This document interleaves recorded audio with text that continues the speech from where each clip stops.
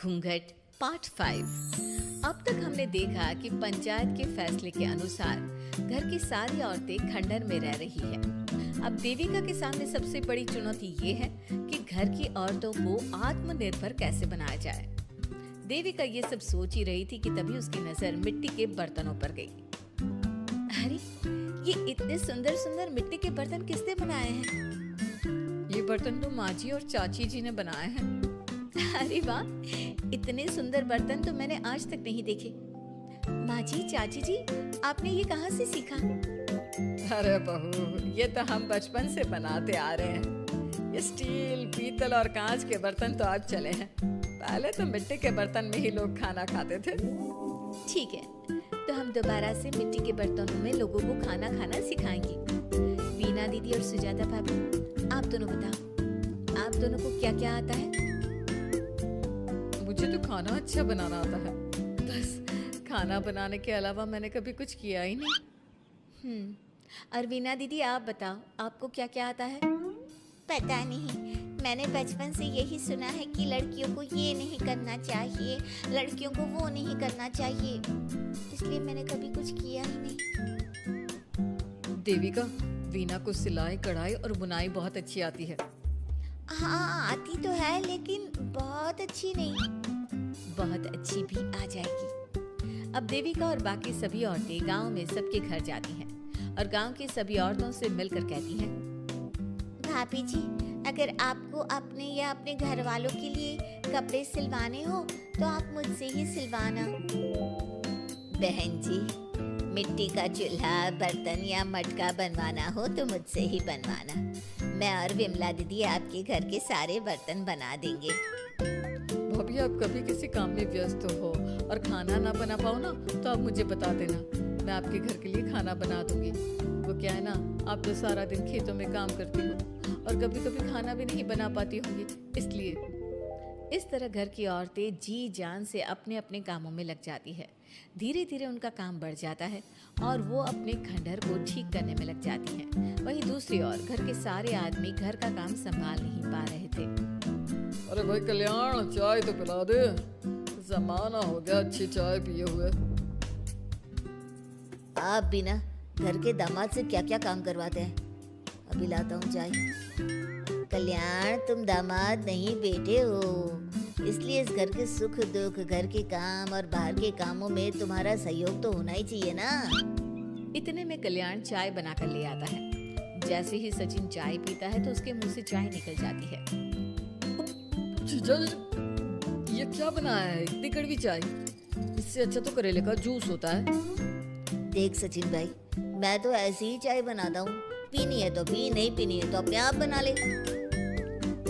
मैं खाना बनाने जा रहा हूँ और अकेला नहीं बना सकता, आप में से कोई मेरी मदद करो। सचिन मेरी चाय की बुराई कर रहे थे ना, तुम जाओ अब खाना बनाओ। सचिन और मोहन दोनों खाना बनाने में लग जाते हैं। मोहन भिंडी काटकर कढ़ाई में छोड़ देता है और उसमें पानी डाल देता है। आपने भिंडी में पानी क्यों डाला? शायद पानी नहीं डलता, पता नहीं, लेकिन माँ ने कभी भिंडी में पानी नहीं डाला था। लेकिन बिना पानी के भिंडी बनेगी कैसे? मतलब गलेगी कैसे? बिना पानी के बनाएंगे तो चिपक नहीं जाएगी कढ़ाई से? पता नहीं, चलो देखते हैं कैसे बनती है भिंडी। भैया, कितने दिन हो गए ना अच्छा खाना खाए हुए। खाना तो सुजाता बनाती है, इतना मजेदार खाना कोई और बना ही नहीं पाता। सचिन और मोहन खाना तैयार करके ले आए। सभी आदमी खाना खाने लगे। खाना बना तो बहुत बुरा था, लेकिन किसी ने बिना कुछ कहे खाना खा लिया। तभी जोगिंदर ने कहा, घर की हालत कितनी बुरी हो रही है, जगह जगह जाले लगे हैं। 2 दिन से तो किसी ने झाड़ू भी नहीं लगाई घर की। हाँ, और घर में गंदे कपड़ों के ढेर लगे हैं। मेरे पास तो ये आखिरी कुर्ता ही बचा है पहनने के लिए। कल्याण, मोहन, तुम किसी नौकर को रख लो ना। हमने 1-2 लोगों से बात की थी नौकर के लिए, लेकिन कोई घर में काम करने के लिए तैयार ही नहीं है। गांव के सभी लोग खेतों में ही मजदूरी कर रहे हैं। घर के सभी आदमी घर के काम में लगे रहते हैं, तो वो अपने खेतों पर भी ध्यान नहीं दे पाते और उन्हें हर महीने आर्थिक रूप से नुकसान उठाना पड़ता है। धीरे धीरे उनके घर की हालत खराब होने लगती है। एक दिन कल्याण सबसे कहता है, घर को तो औरत ही संभाल सकती है, हमारे बस का नहीं है घर संभालना।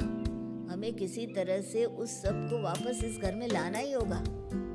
अरे कल्याण बेटा, पंचायत का फैसला था कि औरतें हमसे माफी मांगे, लेकिन उन्होंने माफी नहीं मांगी। अब हम उन्हें बुलाने गए तो उल्टा हमें ही अपनी अपनी पत्नियों से माफी मांगनी पड़ेगी। हमें कोई ऐसा रास्ता निकालना होगा कि वो मजबूर हो जाए हमारे पास आने के लिए।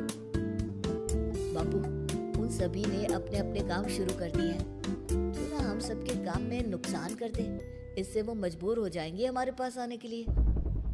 भैया, ये कैसी बात कर रहे हो?